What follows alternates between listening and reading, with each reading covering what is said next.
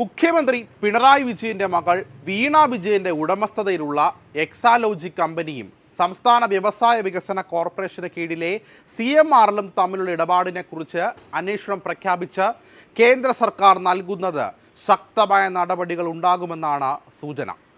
BJPയിൽ ചേർന്ന PC ജോർജിൻ്റെയും മകൻ shore ജോർജിൻ്റെയും ഇടപെടലിൻ്റെ ഫലമാണ് ഈ തീരുമാനം. ബാഹ്യ സമ്മർദ്ദങ്ങൾക്ക് ഏജൻസികൾ വഴിപ്പെടില്ല. ഗുരുതര തട്ടിപ്പുകൾ കൈകാര്യം ചെയ്യുന്ന സീരിയസ് ഫ്രോഡ് ഇൻവെസ്റ്റിഗേഷൻ ഓഫീസ്, അതായത് SFIO അന്വേഷിക്കണമെന്നാണ് നിർദ്ദേശം. ഇതിനു വേണ്ടിയാണ് ഹൈക്കോടതിയിൽ ഹർജിയുമായി ഷോൺ ജോർജും പോയത്. ഈ സാഹചര്യത്തിൽ ഇനിയുള്ള 8 മാസം പിണറായി കുടുംബത്തിന് നിർണായകമാണ്. വീണ വിജയൻ ഉൾപ്പെടെ മാസപ്പടി വിവാദം കത്തിപ്പടരവേ കേന്ദ്ര കോർപ്പറേറ്റ് മന്ത്രാലയത്തിന് കീഴിലെ ഏറ്റവും ഉന്നത തലത്തിലുള്ള അന്വേഷണമാണ് ഇപ്പോൾ പ്രഖ്യാപിച്ചിട്ടുള്ളത്. പ്രതിപ്പട്ടികയിലുള്ളവരെ അറസ്റ്റ് ചെയ്യുവാൻ അധികാരമുള്ള ഏജൻസിയാണത്. മറ്റ് അന്വേഷണ സംവിധാനങ്ങൾക്ക് പ്രതികളെ അറസ്റ്റ് ചെയ്യുവാൻ കഴിയുമായിരുന്നില്ല. അതുകൊണ്ട് തന്നെ SFIO അന്വേഷണം പിണറായിക്കും മകൾക്കും നിർണായകമാണ്.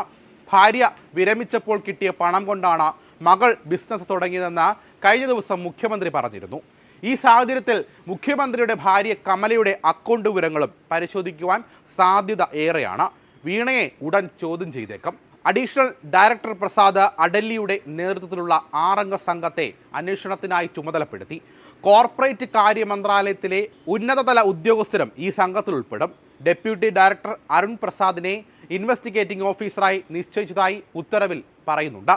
ഇപ്പോഴുള്ള അന്വേഷണ ഉദ്യോഗസ്ഥരും സംഘത്തിലുണ്ട്. 8 മാസത്തിനുള്ളിൽ റിപ്പോർട്ട് സമർപ്പിക്കാനാണ് നിർദ്ദേശം. എക്സാലോജിക്ക് ഉൾപ്പെടെയുള്ള പ്രശ്നങ്ങളിൽ ആരോപണം ഉയർന്നതിനെപ്പറ്റി നിയമസഭയിൽ ചർച്ച വന്നപ്പോൾ തൻ്റെ കൈകൾ ശുദ്ധമെന്നായിരുന്നു മുഖ്യമന്ത്രിയുടെ മറുപടി. രാഷ്ട്രീയം ലക്ഷ്യം വെച്ചാണ് കേന്ദ്ര അന്വേഷണമെന്ന് CPM കുറ്റപ്പെടുത്തിയിരുന്നു. അന്നു തന്നെ കേന്ദ്ര ഏജൻസിയുടെ അന്വേഷണവും വരുന്നുവെന്നാണ് വസ്തുത. ഇടപാടിൽ ദുരൂഹതയുണ്ടെന്ന് ചൂണ്ടിക്കാട്ടി ROC, അതായത് രജിസ്ട്രാർ ഓഫ് കമ്പനീസിന്റെ റിപ്പോർട്ടും അടുത്തിടെ പുറത്തു വന്നിരുന്നു. ROC ആവശ്യപ്പെട്ട രേഖകൾ എക്സാലോജിക്ക് സമർപ്പിച്ചിരുന്നില്ല. കരാറിന്റെ വിശദാംശങ്ങളും ഹാജരാക്കിയില്ല. GST അടച്ചുവെന്ന് മാത്രമാണ് എക്സാലോജിക്ക് മറുപടി നൽകിയത്. ഇടപാട് വിവരം CMRL മറച്ചുവെച്ചെന്നാണ് റിലേറ്റഡ് പാർട്ടിയായ എക്സാലോജിക്കുമായുള്ള ഇടപാട് അറിയിച്ചെങ്കിലും ROC റിപ്പോർട്ടിൽ പരാമർശിച്ചു. ഈ ROC റിപ്പോർട്ടാണ് വിഷയത്തിൽ കോർപ്പറേറ്റ് അഫയേഴ്സ് മന്ത്രാലയത്തിൻ്റെ വിശദമായ അന്വേഷണത്തിലേക്ക് വഴിതെളിച്ചത്. എക്സാലോജിക്കിനെതിരായ SFIO അന്വേഷണ പരിധിയിൽ പൊതുമേഖലാ സ്ഥാപനമായ KSFIDCയും ഉൾപ്പെടും. എക്സാലോജിക്ക് CMRL ഇടപാട് അന്വേഷണവും SFIOയുടെ പരിധിയിലായിരിക്കും. വലിയ സാമ്പത്തിക തട്ടിപ്പുകളും ക്രമക്കേടുകളുമാണ് സാധാരണ SFIO അന്വേഷിക്കുന്നത്. മന്ത്രാലയത്തിന് കീഴിൽ നിലവിലുള്ള ഏറ്റവും വലിയ അന്വേഷണ ഏജൻസിയാണ് SFIO.